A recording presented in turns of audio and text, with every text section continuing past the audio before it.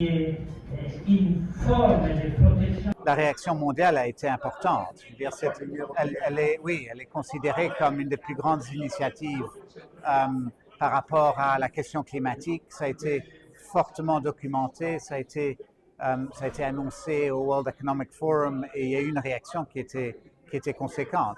Évidemment, on n'est qu'à quelques mois depuis l'annonce, donc il faut du temps pour mobiliser l'appui, mais on a toutes les raisons de se sentir encouragé et optimiste par rapport aux perspectives que ça nous apporte.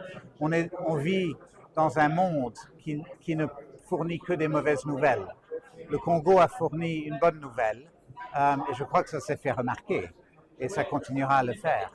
Donc c'est tout le principe du couloir, c'est d'apporter des avantages économiques, de créer des centaines de milliers d'emplois qui ne dépendent justement pas du braconnage, justement pas de la destruction de la forêt, mais d'autres modes de production qui sont durables et équilibrés par rapport aux écosystèmes naturels. C'est ça qui motive la population à protéger ses propres ressources. Ces ressources lui appartiennent. Si des centaines de milliers d'emplois sont créés grâce à la préservation de ces espèces et de cette forêt, c'est cette population elle-même qui devient l'agent de protection de ces forêts. Il y a le principe des patrouilles, c'est-à-dire des méthodes policières, est ancré dans l'histoire de la conservation qui doit en même temps évoluer vers des nouveaux modèles.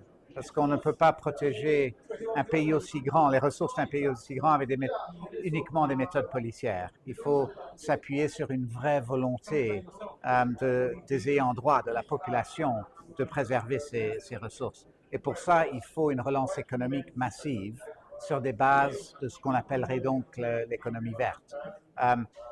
C'est de là que viennent les ressources pour protéger ces écosystèmes, mais pas à travers des patrouilles et des méthodes policières, mais à travers la population elle-même.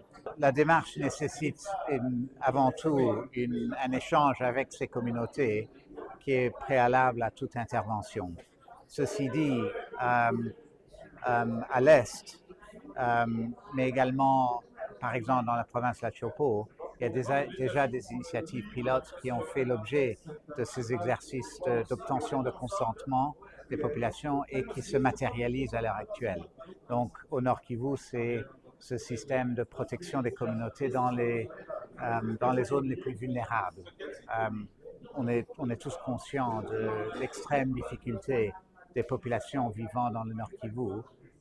Les agences de conservation de la nature, l'ICCN, avec les autres services de l'État, travaillent avec les communautés pour protéger ces populations par rapport au massacre. Donc ces projets-là sont déjà concrets et livrent des résultats qui sont tangibles et qui peuvent se mesurer en termes de réduction de la violence au sein de ces populations. Pour le reste, oui, il y a des indicateurs de progrès par rapport à la protection de la faune. Par exemple, au parc national d'Ivirunga, les populations de gorilles des montagnes ont augmenté plus de 3 fois.